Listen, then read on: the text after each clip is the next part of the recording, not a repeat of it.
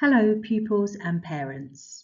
Welcome to this presentation on how we assess pupils' progress at Kantor King Solomon High School. The aim is that by the end of this presentation, you will understand how pupils' expected grades are generated, how we assess progress, and what we report to both students and parents. During the course of this presentation, you'll hear me refer to MEGs, minimum expected grades, and AGs, aspirational expected grades. Each student has both a MEG and an AG for every subject, and that's the minimum or the aspirational grade they're expected to achieve in their GCSEs at the end of Year 11. I wanted to start off by explaining how MEGs and AGs are generated. At the end of Year 6, students complete 3 tests: reading, mathematics, and grammar, punctuation and spelling. In all 3 tests, they get a scaled score between 80 and 120.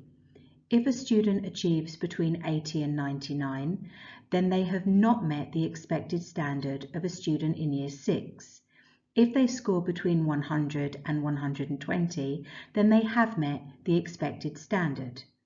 And as secondary schools, all the data is sent to us, and it will look something like this. So for each student, we can see their scaled score.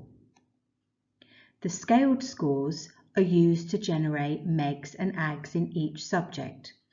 So we have all the data of all the students over the years, and we can see what the average student who got the same scaled score as your child goes on to achieve, and that would be their minimum expected grade.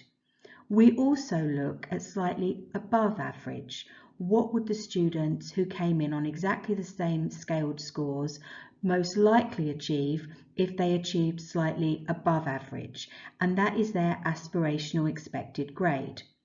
If a student comes to us without their scaled scores, so they didn't do their Key Stage 2 exams in Year 6, then we ask them to do a CATS test on arrival, and in the same way, their MEGs and AGs are generated. It's important to note that it's very usual for a student to have different AGs and MEGs across different subjects. So for example, a student could have a MEG in maths, that's a 4, but that same student could have a MEG in English, that's a 7. It's also possible that a MEG and an AG can be exactly the same. Where a student's MEG is perhaps a low 4, their AG would then be a high 4. So I'd like to start by explaining how we assess and report progress for students in Year 7 and 8. Firstly, we do not share MEGs and AGs with students or parents in Year 7 and 8. Instead, teachers measure progress using an on-track form measure. So for example, if in Year 7 I mark a piece of student's work and I would say this student is on track for a 5. It doesn't mean that they're expected to get a 5 today, they're only in Year 7. But a typical student who performs like this in Year 7 would go on to get a 5. That's their flight path. That is their on track for. So we would look at the student's MEG, and if that same student who is on track for a 5, if their MEG is a 5, we would say they're on green, they're making expected progress. But if that same student who is on track for a 5 has a MEG of a 7, then actually we would say they're 2 below. So they would be on red. They're not yet making the expected progress that we would expect of a student who by the end of Year 11 should be aiming for a 7. We report the progress colours to both parents and pupils.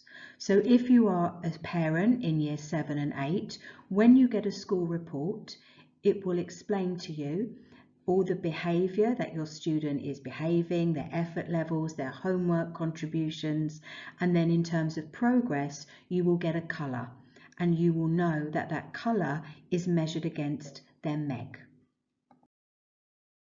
So let me give you a working example. So this is Tom, and in maths his MEG is an 8. In his maths test, he scored 74%, which equates to an on track for a 7. So he's 1 grade below where his on track for grade should be, and he's been awarded an amber. And then this is Jen. Her maths meg is a 4. Now she scored less than Tom. She scored 59%, which makes her on track for a 5. But because her meg is a 4, she's actually a purple. She's making greater than expected progress. Now, some students initially can be a little bit confused by this. If they are Tom and they're seeing an amber, and then they see Jenny's test score and realise that she scored less than him, but is on that purple, what Tom needs to realise is he shouldn't be measuring himself against Jen. He should be measuring his progress. Where should he be in terms of his starting point and where he needs to get to by the end of year 11. All parents can expect to receive 3 reports a year in autumn, spring and the summer. Please bear in mind that the first report in year 7 is slightly different. It's too early in term 1 to report on progress. So instead, the first report will just report on learning behaviours, effort, homework and behaviour. I wanted to end with a reminder of how you can access your child's reports. Once you have downloaded and signed into the Sims app, you'll see an image appear for every child you have in the school. So you click on the image of the child whose report you want to access. That will take you to their dashboard. Once you can see their dashboard, you click on Reports. Once you click on Reports, it will take you to a PDF copy of every report they have had since they joined us. Thank you very much for taking the time to listen to this presentation.